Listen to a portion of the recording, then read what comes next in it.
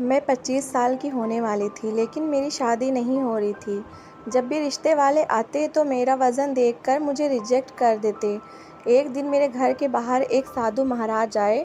उन्होंने एक चादर देते हुए कहा कि यदि तुम इस चादर को ओढ़कर 3 रात एकांत और अंधेरे कमरे में सो जाओगी तो करिश्मा देखना, तुम्हारी जल्द ही शादी हो जाएगी। मैंने खुशी-खुशी उनसे चादर ले ली, लेकिन मैं जब भी उस चादर को ओढ़ के सोती तो मुझे अजीब-सा महसूस होता।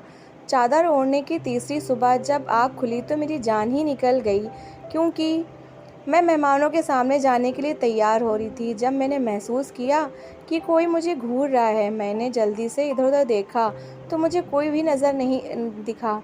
फिर मैं अपने काम में बिज़ी हो गई, लेकिन मुझे ऐसा क्यों लग रहा था कि कोई मेरी हर हरकत पर नज़र रख रहा है। इस बार मैं आगे बढ़कर अपने कमरे में चली गई और अपनी खिड़की के सामने खड़ी हो गई। तभी मैंने एक साए को भागते हुए देखा था, लेकिन वो कौन है ये दिखाई नहीं दिया था। मेरे पूरे शरीर में सनसनी की लहर दौड़ गई। एक अजीब तरीके के डर ने मुझे जकड़ लिया था।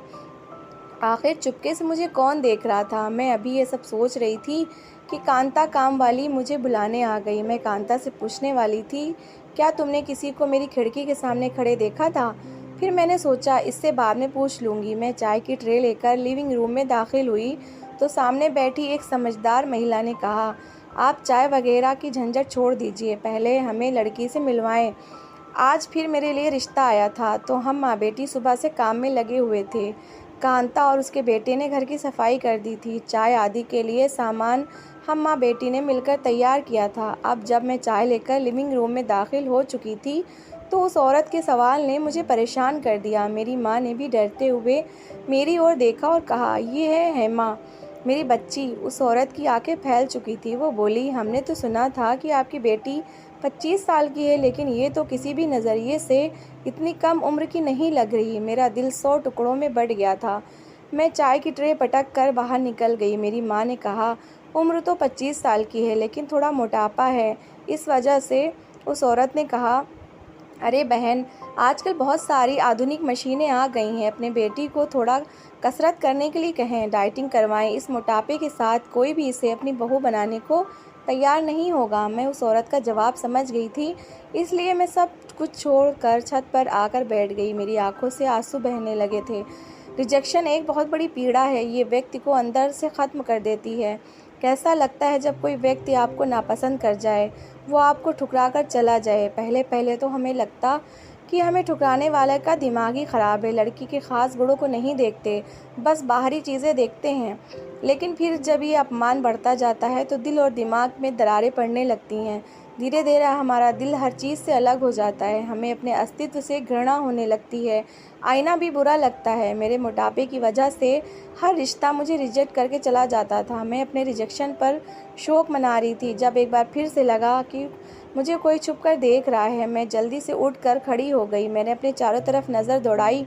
तब मुझे लॉन में लगे पेड़ों पौधों की ससराहट सुनाई दी थी। वो जो भी कोई था उधर ही था। तभी मैंने कांता को नौकर के क्वार्टर से बाहर आते देखा। मैंने उसे बुलाया और बोला, ज़रा देखो तो उस पौधों के पीछे कौन है।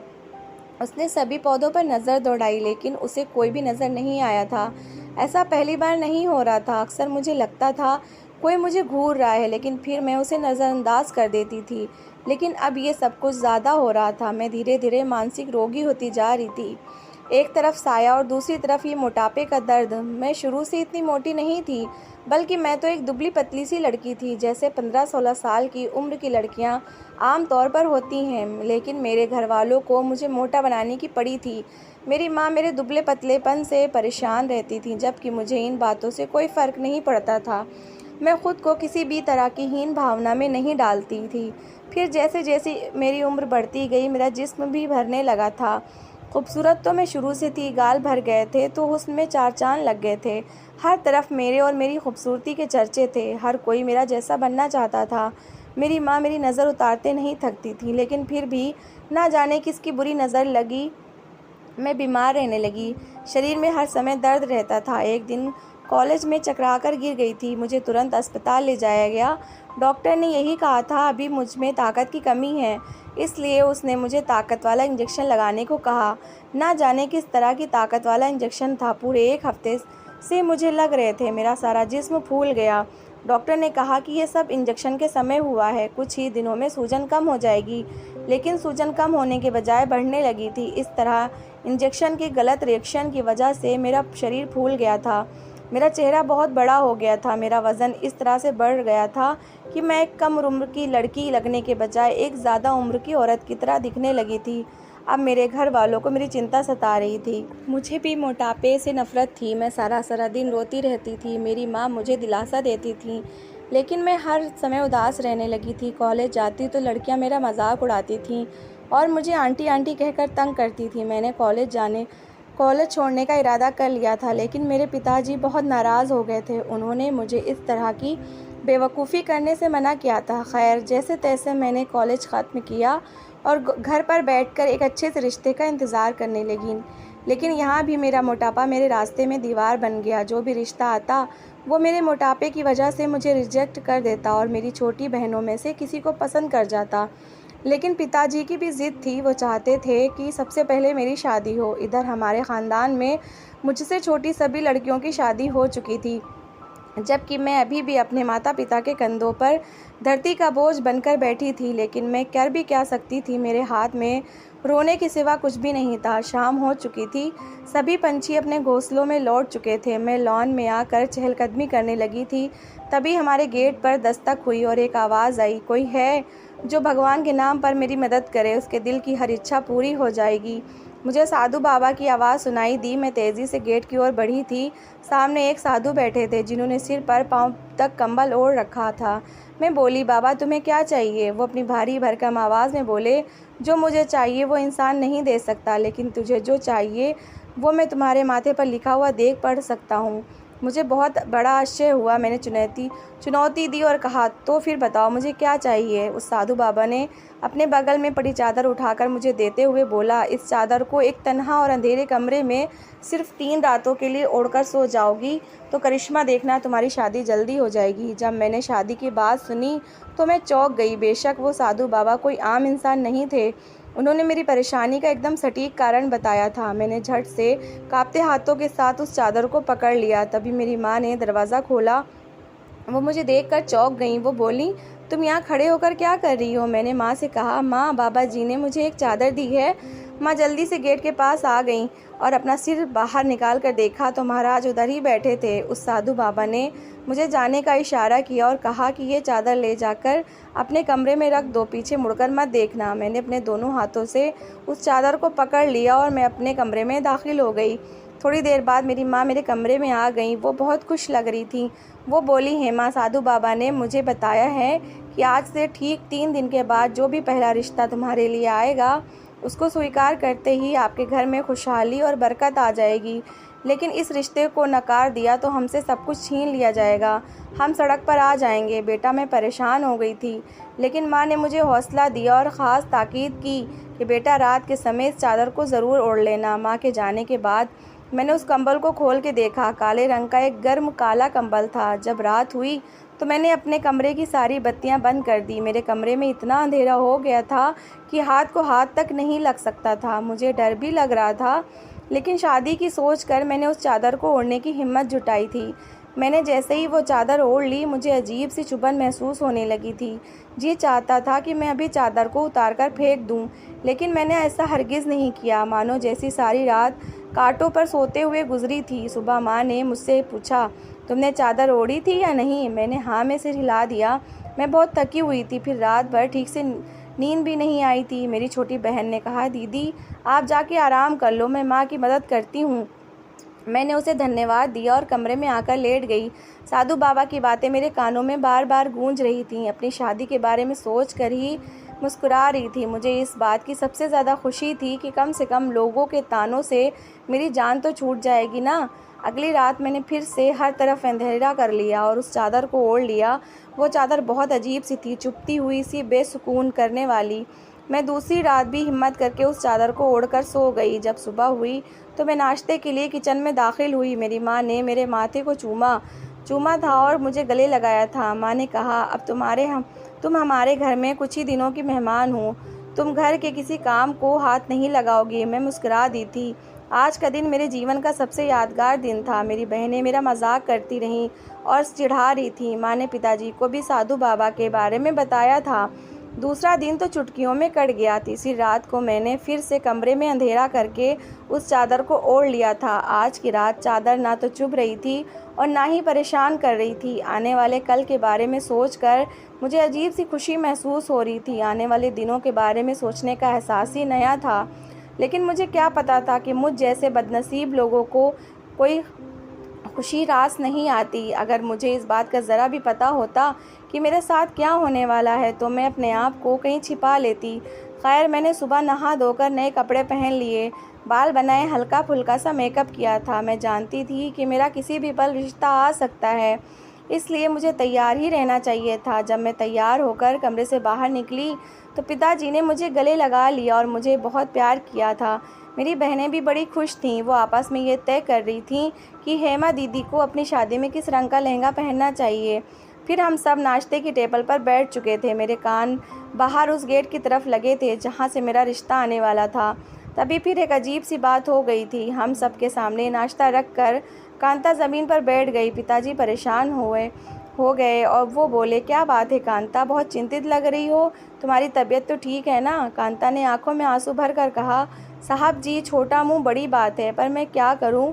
कल रात मैंने सपने में देखा कि मैं एक मंदिर की चौखट पर बैठी हुई हूँ। एक बुजुर्ग आदमी मेरे पास आकर रुक गए और बोले, कल सुबह तुम अपने पुनीत के लिए हेमा का रिश्ता मांगने जाना और अगर वो इनकार कर दे तो न सिर्फ चादर लेकर आना और कहना कि अब तुम्हारी ज़िंदगी में इस चादर जैसी काली स्याही की तरह घुल मिल जाएगी। मैं नहीं जानती जी कौन सी चादर और कौन सी शादी।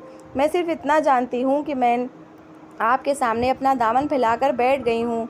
मुझे खाली हाथ मत उठा देना। कांता की बातें सुनने के बाद हम सब चौंक गए थे। पिताजी कभी आश्चर्य से मेरी ओर देखते तो कभी कांता की ओर। जबकि माँ ने अपने आप को संभाला। वो बोली, कांता, हम अपनी हेमा का रिश्ता तुम्हारे बेटे के साथ करने के लिए तैयार हैं। मैंने बड़े अचरज से माँ की ओर देखा। पिताजी भी चुप रहे थे। मैं अचानक उठी और अपने पैर पटकते हुए बेड पर मुंह के बल गिर पड़ी थी। पुनीत के साथ मेरा जोड़ ही क्या था? हमारी काम वाली कांता का बेटा, वो भी हमारे बाप का माली ही था। मेरी शादी उससे कैसे हो सकती है? मैंने माना कि बचपन में हम दोनों काफ़ी गहरी दोस्ती थी। हम एक साथ खेलते थे, लेकिन बचपन को भी गुजरे हुए ज़माना बीत गया था। मैं ज़ोर ज़ोर से रोने लगी थी। तभी मुझे एहसास हुआ कि कोई मुझे घूर रहा है। मैं एकदम से चौंक गई। मैंने उठकर इधर उधर देखा तो वहाँ कोई नहीं था। मैंने अपने कमरे की खिड़की ज़ोर से बंद कर दी। तभी एक बार फिर से मैं रोने में बिज़ी हो गई थी। 4-5 घंटे मैं यूँ रोती रही। काफ़ी देर बाद मेरे कमरे पर दस्तक हुई। दस्तक देकर मेरे पिताजी और मेरी माँ के कमरे में दाखिल हो चुके थे। पिताजी ने मेरे सिर पर हाथ रखा और मेरे आंसू पोंछ डाले और बोले, हेमा, भले ही तुम 55 साल की भी हो जाती तो भी मैं इस शादी के लिए तैयार नहीं होता। मैंने दुनिया का चप्पा चप्पा ढूंढ कर बेहतरीन आदमी के हाथ में तुम्हारा हाथ थमा दिया होता, मगर अब मैं मजबूर हो गया हूँ। मैं किसी साधु बाबा की बद्दुआ लेना नहीं चाहता। मैं नहीं जानता कि इस रिश्ते से इनकार हमारे ऊपर क्या विपदा आ जाएगी, लेकिन मैं सिर्फ इतना जानता हूँ कि मैं आप सभी से बहुत प्यार करता हूँ और मैं आपको किसी भी सूरत में खोना नहीं चाहता। 4 दिन के बाद हम तुम्हारी पुनीत के साथ शादी कर देंगे। पिताजी तो कमरे से चले गए थे, लेकिन मेरी माँ बहुत देर तक मेरे पास बैठी थी और मुझे हर तरीके से समझा रही थी। वो मुझे हर मुश्किल से और मेरे मना करने पर क्या क्या हो सकता है बता रही थी। हमारे घर में 4 दिन तक शोक चल रहा था। मेरी बहनें मुझसे नज़रें मिलाने से बचती रही थीं। मैंने भी अपने आप को अपने कमरे तक ही सीमित कर लिया था। 4 दिनों के बाद मेरी माँ ने मुझे लाल रंग का सूट थमा दिया और बोली, तैयार हो जाओ, पंडित जी आने वाले हैं। मेरे साथ कितनी ज़्यादती हो गई थी। लहंगा पहनने के अरमान दिल में ही रह गए थे। मैंने अपनी माँ के आदेश का पालन किया और तैयार होकर लाउंज में चली गई। मेरी शादी कर दी गई और मैं इस तरह अपना घर छोड़कर अपने घर के सर्वेंट क्वार्टर में आ गई थी। मेरा जी चाह रहा था कि मैं पंखे से लटक कर अपनी जान दे दूं, अपने मोटापे को आग लगा दूं। ना मैं मोटी होती, ना ही मेरा रिश्ता अपने नौकर के साथ हो पाता। खैर, कांता मुझे पुनीत के कमरे में बैठाकर बाहर चली गई थी। कुछ ही देर बाद पुनीत कमरे में दाखिल हो चुका था। मैंने घूंघट वगैरह करना ज़रूरी नहीं समझा था। मैं पुनीत की तरफ देख रही थी। वो थोड़ा परेशान सा हो गया था। वो मेरे पास बैठने ही वाला था कि मैं चिल्लाई, खबरदार, कांता ने तुम्हारा रिश्ता फर्श पर बैठकर मांगा था। ऐसा लगता है कि उसे मालिकों से बात करने की तमीज़ है, मगर उसने तुम्हें कुछ भी नहीं सिखाया। पुनीत मुस्कुरा दिया था। मैंने उसका चेहरा बहुत ध्यान से देखा था। वो अच्छे कपड़े पहने हुआ था। निसंदेह वो एक सुंदर लड़का था, लेकिन था तो हमारा नौकर ही। वो मेरे सामने बिस्तर पर बैठ गया और बोला, तुम मेरी मालकिन नहीं हो और मैं तुम्हारे पिताजी का नौकर हूँ, तुम्हारा नहीं। मैं उनसे पगार लेता हूँ, तुमसे नहीं। मैं तो उसकी बातें सुनकर चिढ़ गई थी। मैं बोली, वाह, हमारे टुकड़ों पर पलने वाले आदमी की ज़ुबान तो बड़ी लंबी हो गई है। चले निकल जाओ इस कमरे से। तुम्हें ये शोभा नहीं देता कि तुम इस एक मालकिन के साथ एक कमरे में रहो। अचानक उसके ओठ सिकुड़ गए और उसकी आंखें नम हो गईं। वो बोला, तुम तो ऐसी बिल्कुल नहीं थी, तुम बहुत बदल गई हो। पुनीत के जाने के बाद मैं उठी और कमरा बंद करके आराम से सोने के लिए लेट गई।